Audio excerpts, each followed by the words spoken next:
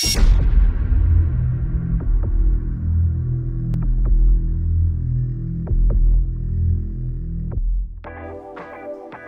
ka-agri-friends, kahibalo ba mo nga there is more to bangus than being deep-fried, sinigang, or sinugba?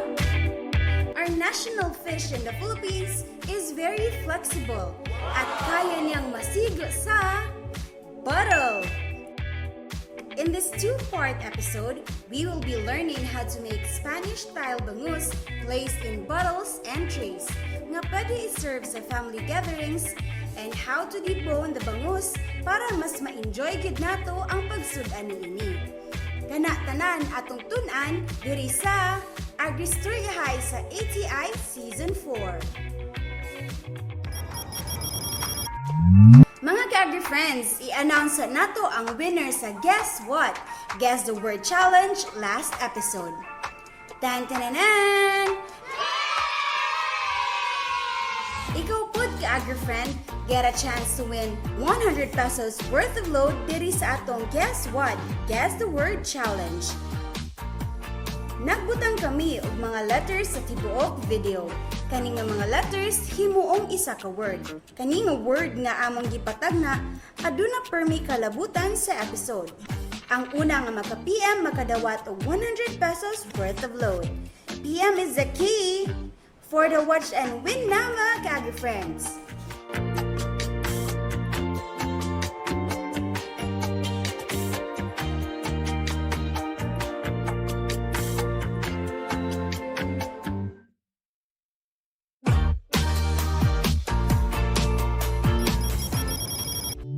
The very first step nga atong buhaton para makabuhat kita og Spanish-style bangus is of course to have our bangus. Freshly harvested ba gid ang atong bangus ha? Gitarong gid na og laya nilang kuya para daghan gid ang makuha.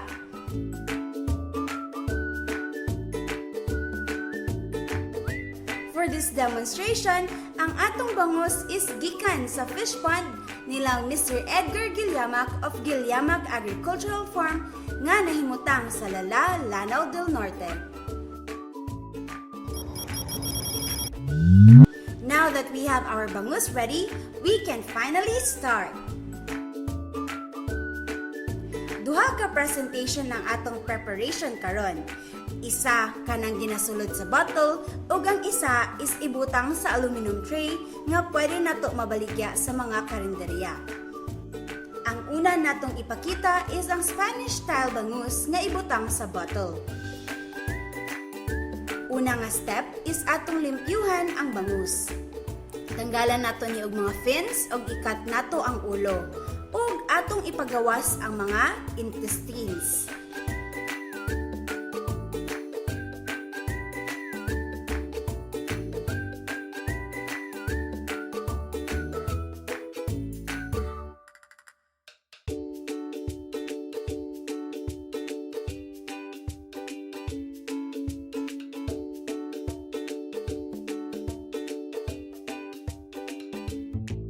Gently press lang nato ang belly sa bangus, pero not very hard, kay basin mapisat siya.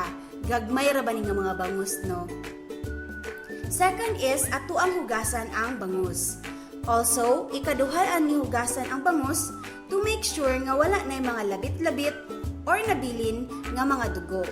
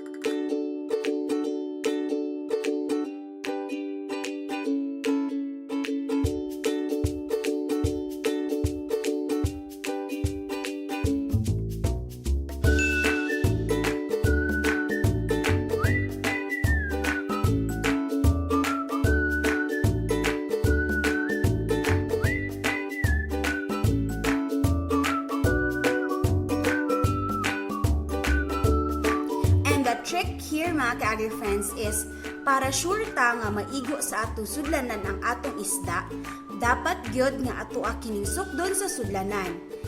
And pag dili siya sigo, ato dayon ning i-cut or sliceon. Pero dili mabalaka kay katong atong gi-cut nga part sa bangus, ato ra gyapon to siyang isulod sa bottle, no? So dili to siya masayang.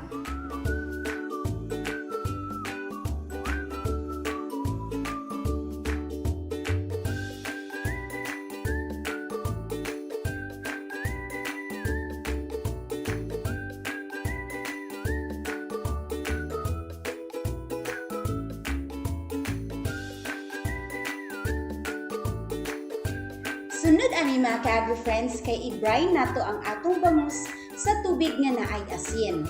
Brining is a process of submerging a cut of meat or fish into a solution of salt and water. Kini ginadugangan niya ang flavor sa meat, kumbaga pare-parehas ni sila sa process sa marination.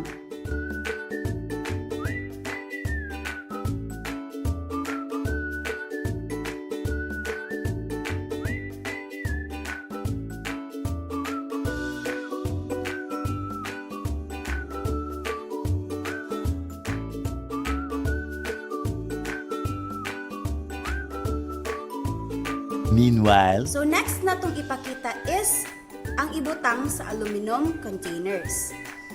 Not like those nga ibutang sa bottles kaganina, kini siya is makaon ug apil ang ulo sa bangus. Ang pag-select sa bangus is mas maayo gyud nga parehas sila og weight or kabugaton kay para kung ibaligya nimo ni dili ka gansi. Sunod is ato ang kuhaon ang mga intestines sa bangus pinaagi sa pagpasulod sa forceps sa iyang ulo, going down sa tiyan.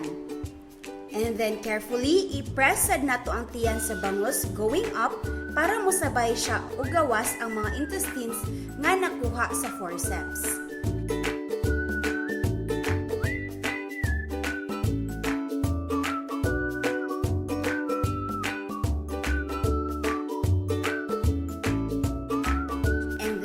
Hugasan na dayon nato ang bangus paghuman.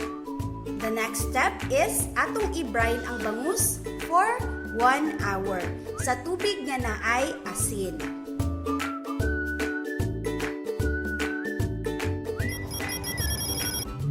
While waiting for the brining process, atuan na dayon sugdan ang pagdibon sa atuang bangus. Kumbaga, hitting two birds with one stone ang episode karon mga ka-friends. Deva, multitasking. Una nga process ani is to select the best bangus nga inyong gusto. A pro tip is accordingly, mas maayo di ay idibon ang bangus nga gikan gi-freeze kay nakadikit pa ang mga bones ni ini sa iyahang unod. After makaselect og bangus mga ka-friends is atong i-twist ang bangus para ma-break ang backbone. And when you hear the crack, that's the sign! Then we cut the bangus open. Unahon nato sa ikog paingon sa iyahang ulo.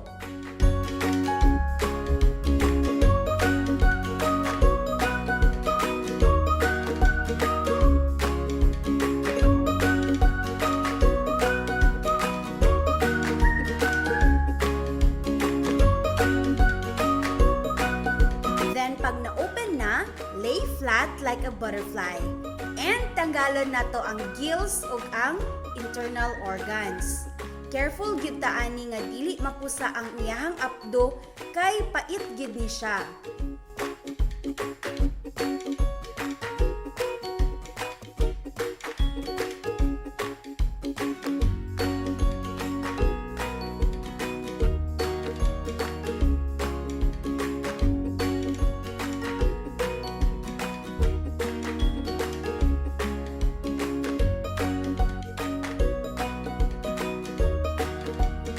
Sugdan na dayon nato sa pagtanggal sa backbone.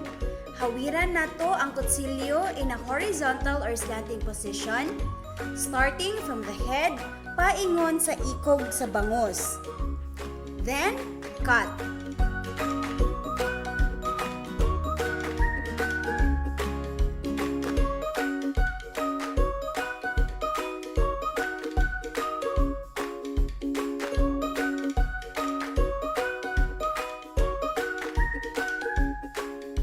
Wash na ni ang atong bangus karon mga ka-agri-friends. Wala na yung mga blood stains and first and last na ni nga hugas sa ato ang bangus. Tap water lang pod ang ihugas. Did you know mga ka-agri-friends nga adunay 196 to 208 ka bones ang bangus? Pero kini nga numbers depende pod og unsa nakadako ang bangus. Refrain from touching the meat of the bangus. Sa skin lang gyud ta or diri sa likod, support lang always ang atoang kamot. Kay naa man gud ni temperature ang atong kamot, medyo init siya and maapektuhan ang texture sa atoang bangus. Next, atoang tanggalon kay ang bukog gikan sa lateral side. Dili lang ni siya i-slice, igo lang gyud i-press because our purpose is to open the lateral line. Ang mga bukog din nga side gatindog. And these are the only bones nga gatindog. Ang atong kamot ani gyapon is support lang.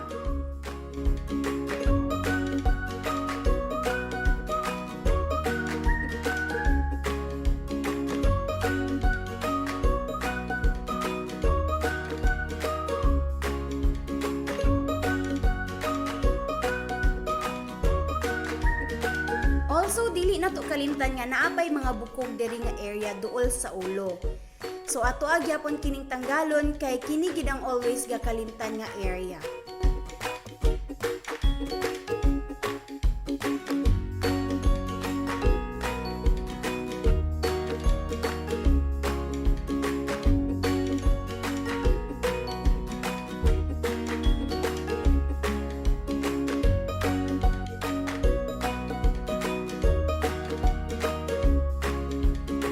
Also, we go here duol sa ikog sa bangus, which is the most bukugon na area, ang ventral area. Ato ang islice, pa-V for ventral. Iwahing lang dayon nato ang ato na slice. And then, naay mga bukog ni ana sa iyahang ilalom. All we have to do is pull the bones toward the tail. Then, ibalik dayon ang gi-slice na area para murag wala lang nangyari.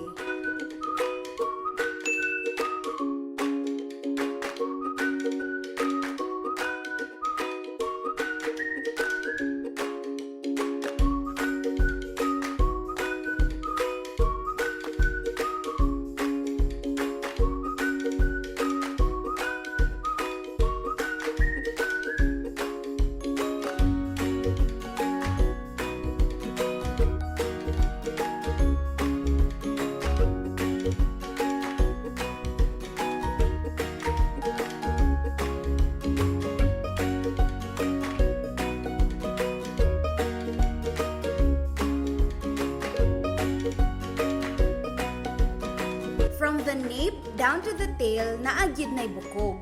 Dili nato i-slice kay maapil og kahiwa ang bukog. So, tusukon lang nato. Mauni ang bones niya. Ang pagkuha is i-twist and then dira. Support always ang atong thumb para dili malangkat ang unod sa atong bangus.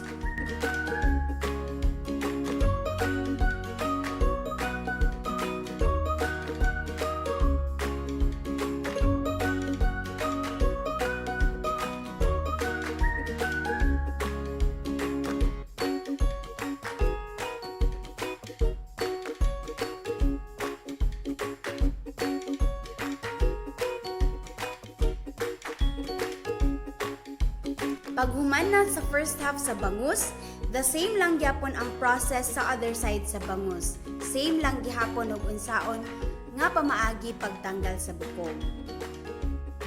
Take note nga kaisa lang gyud hugasan ang atong deboned bangus para dili mabungkag. O di ba? Very easy lang man di ay magdibon og bangus. But it takes a skillful one to do it the right way. Parang walang nangyari, di ba? The last step mga ka-agri-friends is i-brine for 1 hour ang hinugasan nga bangus, then i-strain before i-vacuum seal. Then, pwede na dayon ni siya i-freeze and i-sell sa mga stores.